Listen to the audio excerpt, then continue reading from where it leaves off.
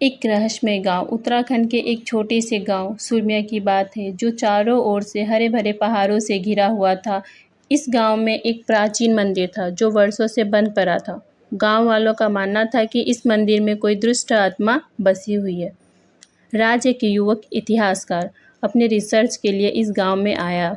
उसकी दिलचस्पी इस मंदिर के पीछे छिपे रहस्य को जानने में थी। गांव पहुंचते ही उसे गांव के मुखिया ने चेताया, इस मंदिर के आसपास मत जाना, वहाँ कुछ अनहोनी जरूर होगी।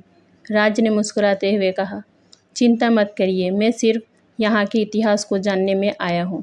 राज को गांव के एक वृद्ध से एक पुरानी किताब मिली जिसमें इस मंदिर का इतिहास लिखा हुआ था।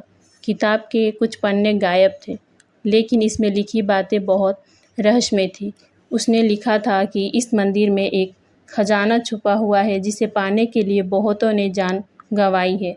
उस रात राज ने सपने में देखा कि वह मंदिर के अंदर जा रहा है और वहाँ उसे एक अजीब सी रोशनी दिखाई दे रही। सुबह उठते ही राज ने तय किया कि वह मंदिर के अंदर जाएगा, चाहे कुछ भी हो।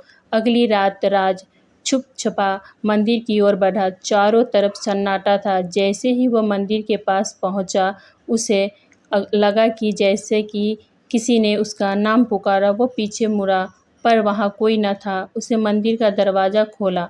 अंदर अंधेरा था, लेकिन जैसे ही उसने अपनी टॉर्च जलाई, उसे दीवारों पर कुछ प्राचीन चित्र दिखाई दी। वह चित्र बहुत ही अद्भुत थे और उसमें एक कहानी छिपी हुई थी।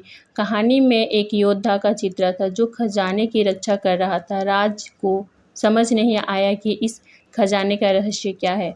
मंदिर में गहराई में जाते ही राज को एक और दरवाज़ा मिला जो बंद था। जैसे ही वह दरवाज़ा खोलने की कोशिश कर रहा था, उसे पीछे से एक हल्की सी आवाज़ सुनाई दी। वह आवाज़ किसी स्त्री की थी जो उसे सावधान कर रही थी। राज ने सोचा कि यह उसकी कल्पना हो सकती है। अचानक उसे एक दस्तावेज मिला जिसमें लिखा था कि खजाने की रक्षा के लिए एक अभिशाप रखा गया है।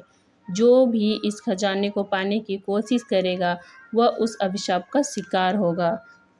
आगे की कहानी जानने के लिए देखिए पार्ट 2। Thanks for watching.